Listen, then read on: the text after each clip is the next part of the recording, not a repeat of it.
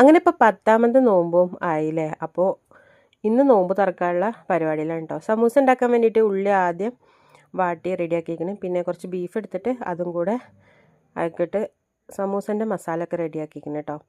ഇന്ന് പിന്നെ ഞാൻ കടിയൊന്നും ഉണ്ടാക്കണില്ല, ചോറാണ് വെക്കുന്നത് കേട്ടോ. ചോറെന്ന് പറഞ്ഞാൽ ഒരു തെറ്റും ചെയ്യാതെ നമ്മളൊക്കെ എല്ലാവരും കൂടി ഒഴിവാക്കിയ ഒരു ചോറാണ് കേട്ടോ ഞാനിന്ന് വെക്കാൻ പോണത്. അതായത് നമ്മുടെ കപ്സ. മന്തി വരുന്നത് വരെ കപ്സ മുന്നിലായിരുന്നു അല്ലേ. നമ്മളെ ഏത് പന്തലിലും ഏത് കല്യാണത്തിനും ഏത് തക്കാരത്തിനും മുൻനിരയിലിരുന്ന ഒരാളാണ് കപ്സ. മന്തി വന്നതോടുകൂടി നമ്മളെല്ലാവരും ഒരു തെറ്റും ചെയ്യാതെ കപ്സേനെ പുറകിലാക്കില്ലേ. അപ്പോൾ ഇന്ന് ഞാൻ കപ്സ വെക്കാമെന്ന് വിചാരിച്ചു കേട്ടോ.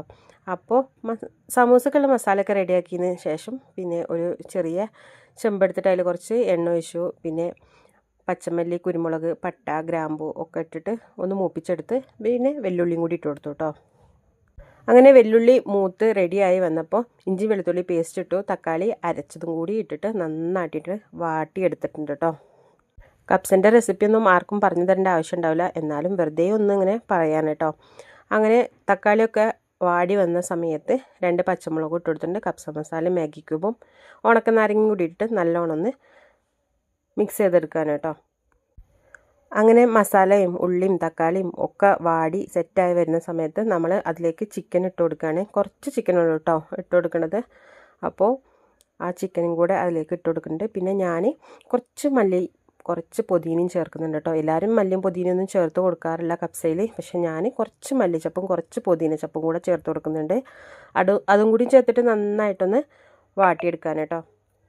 അങ്ങനെ ചിക്കന് ചെറു തീയിലിട്ടിട്ട് ഒരു പകുതി വേവാക്കി എടുത്തിട്ടുണ്ട്. അതിനുശേഷം പിന്നെ ഞാൻ വെള്ളം ഒഴിച്ച് കൊടുക്കുകയാണ്. അപ്പോൾ ഈ കപ്പിൽ ഞാൻ 1 കപ്പ് അരിയാണ് കേട്ടോ എടുത്തത്. അപ്പോൾ അതിന് ഒരു 1.25 കപ്പ് വെള്ളം കൂടെ ഒഴിച്ച് കൊടുത്തിട്ടുണ്ട്. അരി 2-3 മണിക്കൂർ മുന്നേ കുതിർത്ത് അതും ഊറ്റി വെച്ചിട്ടുണ്ട് കേട്ടോ. അങ്ങനെ വെള്ളം ഒഴിച്ച് ആ വെള്ളം തിളക്കുന്ന സമയത്ത് ഞാൻ സമൂസ പൊരിച്ചെടുത്തിട്ടുണ്ട്. പിന്നെ പൈനാപ്പിൾ വെട്ടിയിട്ട് ജ്യൂസും കൂടി അടിച്ചെടുക്കാമെന്ന് വിചാരിച്ചു കേട്ടോ. അങ്ങനെ പൈനാപ്പിളൊക്കെ വെട്ടി കഴിഞ്ഞപ്പോൾ നമ്മളെ വെള്ളം തിളച്ചിരുന്നു. പിന്നെ കുറച്ച് ഉപ്പും കൂടി ഇട്ട് കൊടുത്തു കേട്ടോ. ഉപ്പും കൂടി ഇട്ടെടുത്തിട്ട് അരിയും കൂടെ ഇട്ട് കൊടുത്തിട്ട് അതൊന്ന് സെറ്റാക്കാൻ വേണ്ടിയിട്ട് അടുപ്പത്ത് തന്നെ വെച്ച് കൊടുത്തിട്ടുണ്ട്.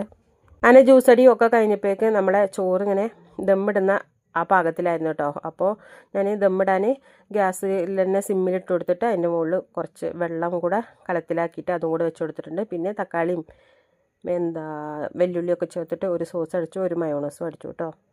പിന്നെ ഒന്ന് നോമ്പ് തുറക്കാനും ഞാനും റിച്ചുട്ടനും മാത്രം കേട്ടോ ഉണ്ടായിരുന്നത്. റിജും ഇക്കും മൂത്തച്ഛൻ്റെ വീട്ടിൽ പോയി, റിച്ചുട്ടന് എൻ്റെ വീട്ടിലും പോയിട്ടോ. അപ്പോൾ നോമ്പ് തുറക്കാൻ വേണ്ടിയിട്ട് ഈത്തപ്പഴം എടുത്തിട്ടുണ്ട്, നാരങ്ങ വെള്ളം, പൈനാപ്പിൾ ജ്യൂസ്, പൈനാപ്പിൾ, എണ്ണക്കടിയായിട്ട് സമൂസയും കൂടെ എടുത്തിട്ടുണ്ട്. ഇന്ന് തരിക്കഞ്ഞൊന്നും ഉണ്ടാക്കില്ല കേട്ടോ. പിന്നെ നിസ്കാരമൊക്കെ കഴിഞ്ഞിട്ട് റിച്ചുട്ടന് ചോറും വിളമ്പി കൊടുത്തു കേട്ടോ.